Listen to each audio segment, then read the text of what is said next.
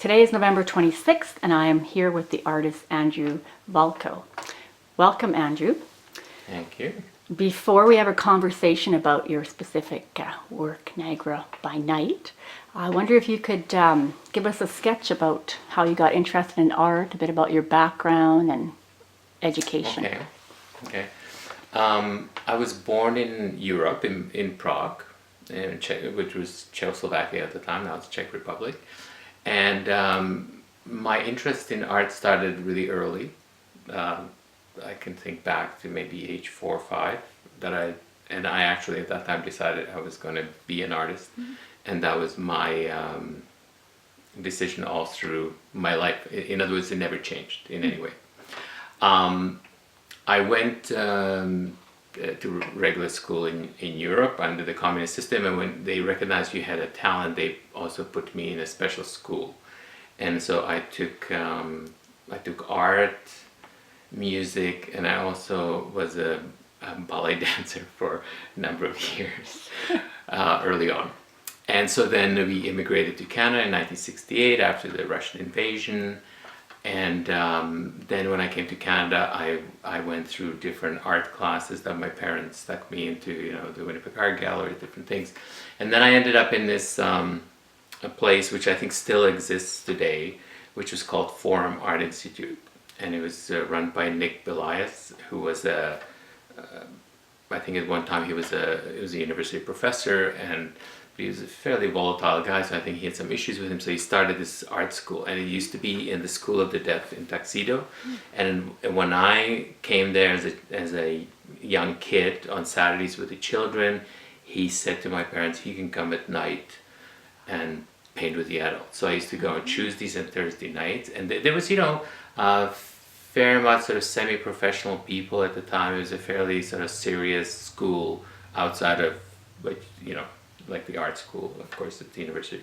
So I go there with the adults, and for years I sat in a corner, and I had the easel in front of me. I didn't talk to anybody, and everybody smoked, and the room was totally filled with smoke. And of course I started smoking too.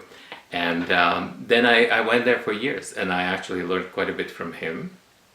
And then I did a lot of art for my high school and for all the musicals and yearbooks and all those kind of things.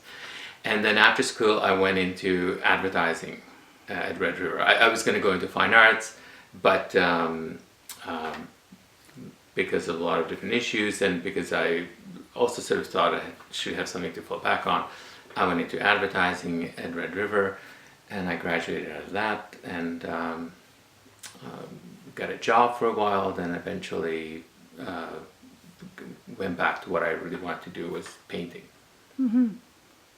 Wow. So that's sort of my art background. Yeah.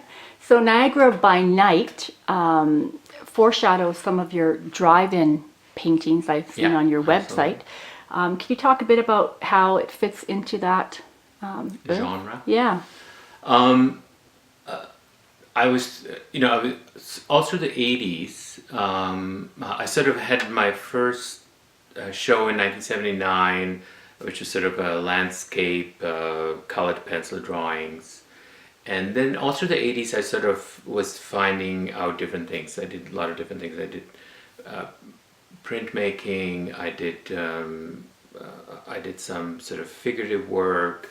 And so I was sort of searching through different things, what I wanted to do, and exhibited that type of work. And then in the late 80s I did this series of paintings on canvas. There was like a beach series of people on beaches. And then I thought, I also at the time went, because I did a lot of printmaking, and which involved woodcuts and things like that, I ended up in Asia, and I ended up in Japan 3 times for quite a long period of time, working with Japanese woodblock printers. Mm. And I thought, this would be kind of interesting, and I brought it back to Canada. But when I came to the Japanese woodblock print is different from the Western woodblock print, and the conditions, especially here in Manitoba, are not really favorable to do that kind of printmaking. It's got to do with the wetness of the paper. The atmosphere is really dry here. Yeah, So, not humid enough. Yeah, it's not humid enough, so it's very difficult to do that process here. It's much easier to do woodblock printing, which is oil based, which you just roll out the ink onto the board and print from that. The Japanese is all water based pigments, and it's complicated. But what I did learn from it is one day we're printing this woodblock with this printer I hired, and he rolled it out, and it hit the surface, that obviously is not carved away. And I sort of looked at it and I thought, that's kind of interesting. And that led me into doing a series of paintings that had actually relief carving in them. And then the paintings got more and more sculptural, and they became cut out and different things like that. And then one day I had to make a choice. Do I want to, what kind of artist are you? Are you going to go into the sculptural thing? Because, the paintings, it started, the concern became the structural concern of the painting and the shapes. And so am I going to move into sculpture, or do I still want to say things through my paintings? Mm-hmm. So what is the choice here? And so I thought I always wanted to say things. I wanted to have the painting say something. I wanted to have a dialogue there.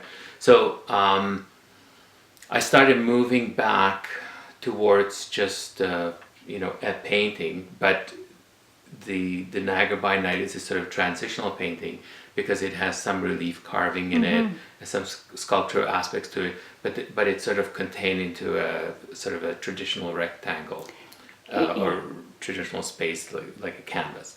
So the paintings from that sort of era. It's sort of in between painting. Yeah, I was going to ask you about the relief carving because it almost looks like a collage to me.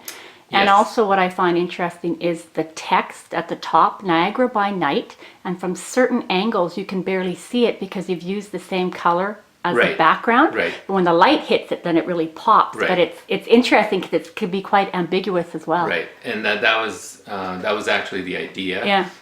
Just like the people in that sky, they're sort of like a mirage or what you're actually thinking about. So the title Niagara by Night was supposed to act the same way, and And you said it's Demi Moore and Rob Lowe. it's Debbie Moore and Rob Lowe. I was looking for an image of, and I've been doing that a lot since then because I've been putting the movie. It's very difficult to find an image where people are just about to kiss, and that it's really. It's one thing to look at an image and just say, oh, that's what's happening, but to have the right image that will work properly, where you can see the faces and stuff. So yeah, it was from an early movie that they did together, and I found it in a magazine and I ripped it out and I thought this is perfect, and so I put them up there. And I actually the painting came from I was at the Niagara, at the Niagara Falls, and at that time, I was always fascinated by these sort of kitschy places, because on one hand it's incredibly beautiful. You're looking at one of the world's most beautiful images, wonders, and then there's all this wax museums and honeymoon hotels and stuff around it, and so that sort of was the idea behind the painting.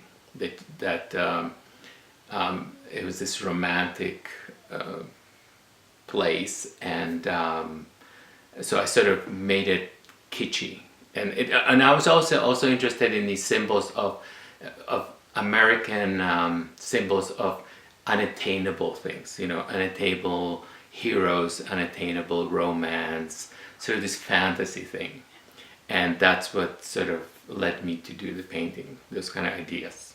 And the color too, I think, is important. That kind of ripe red color. Yeah, it was sort of bizarre because you're looking at this incredible waterfall, which is, like I said, this world's wonder.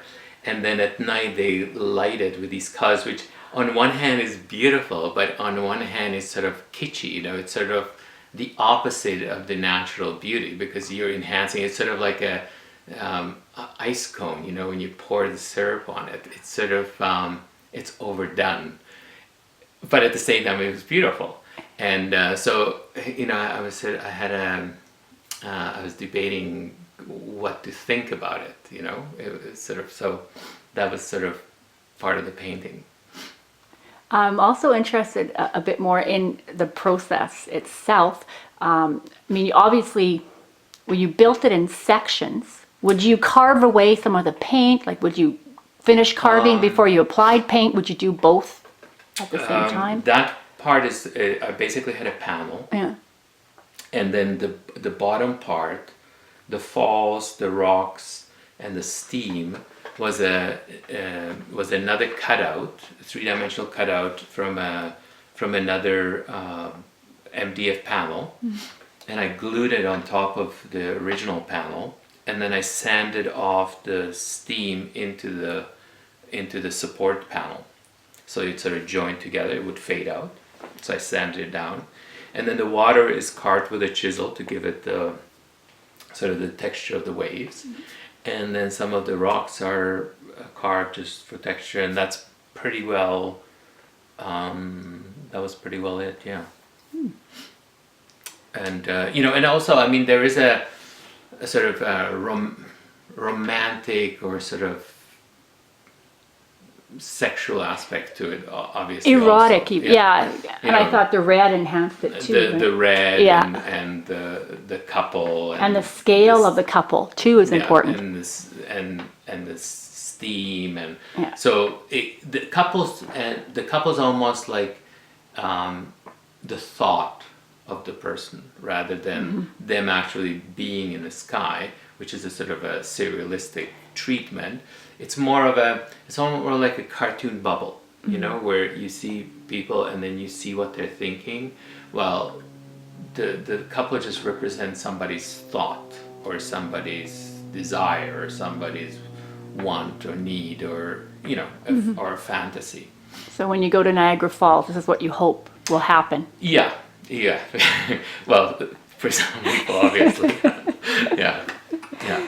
Yes. Well, I thank you very much for your time today, You're very Andrew. welcome.